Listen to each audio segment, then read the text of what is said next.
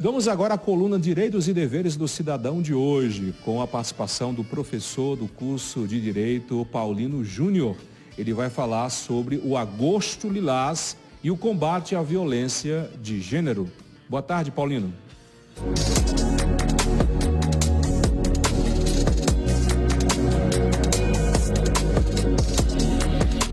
Olá pessoal, eu sou Paulino Júnior e é com muita alegria que eu estou de volta à coluna Direitos e Deveres do Cidadão, aqui do Diário News, do querido amigo Caliel Conrado.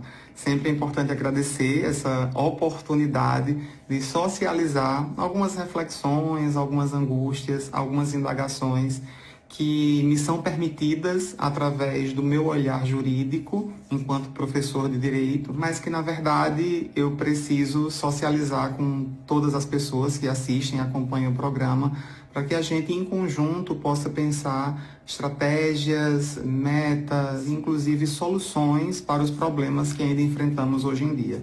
Pois bem, a gente está quase finalizando o mês de agosto, e eu não poderia deixar de falar de uma campanha muito importante que é o Agosto Lilás. Para aquelas pessoas que acompanham a internet, redes sociais, já devem ter visto alguns posts relacionados a essa temática, e é importante que homens também se posicionem com relação a esse enfrentamento.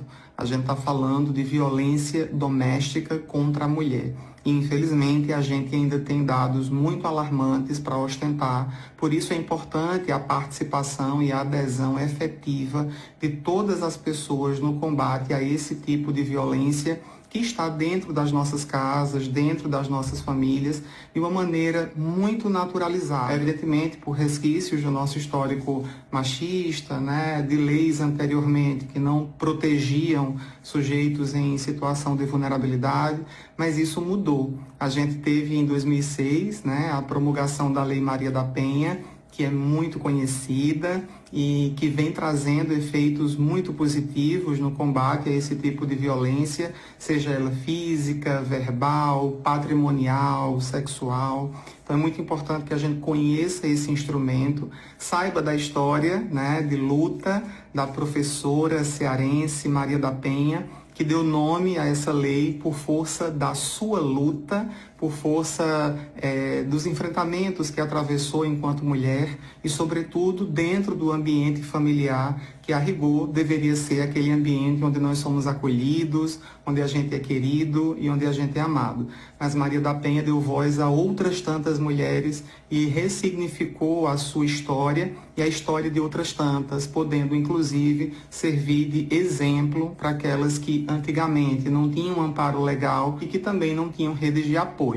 A campanha do Agosto Lilás, ela surgiu em 2016 como política pública. Alguns estados começaram a implementar e ela veio nessa toada de celebração dos 10 anos da Lei Maria da Penha, mas ela foi persistindo. Então, a cada ano nós precisamos celebrar, precisamos reafirmar esses direitos que estão ali consubstanciados e, sobretudo, direcionar o nosso olhar para essas vítimas com acolhimento, com amparo e com justiça. Infelizmente, os nossos dados ainda são aterrorizantes, embora nós tenhamos instrumentos apropriados, nós tenhamos também o desempenho de toda uma rede institucional composta por Ministério Público, delegacias especializadas, Defensoria Pública, inclusive o próprio Poder Judiciário, mas esses índices ainda são muito grandes. Segundo o relatório da Organização Mundial de Saúde, no ano passado, aqui no Brasil, a cada 3 mulheres, ao menos uma já sofreu algum tipo de violência durante a sua vida.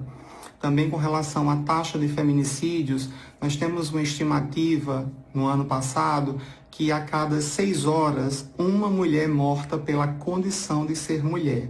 Então isso é muito grave, a gente está em 2023 e a gente não pode permitir que essa cultura de opressão, de subalternização, de violência e de morte, ela continue. Repito, embora nós tenhamos instrumentos suficientemente capazes de combater essa situação, é preciso que todas as pessoas unam forças para que a cultura também seja modificada, para que a gente não naturalize esse tipo de violência e para que outras mulheres não sejam vítimas daquilo que historicamente foi imposto, né? Que é essa condição de opressão, de silenciamento, né? De morte, de subalternização.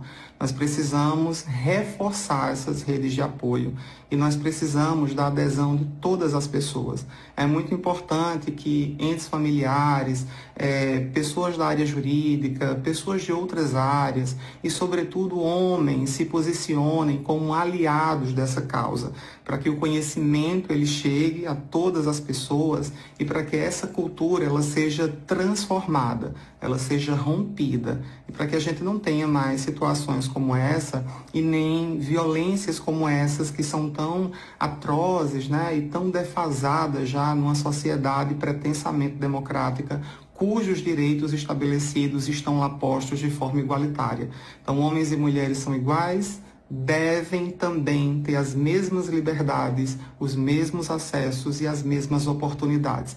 Infelizmente, não é isso que a gente encontra no nosso país, mas contra essa situação nós já temos remédios muito positivos. Então agora é só correr para a luta, se aliar a todas essas mulheres que precisam de apoio, de encorajamento e de afeto e não se curvar diante das opressões que a gente presenciar. Não basta não ser machista.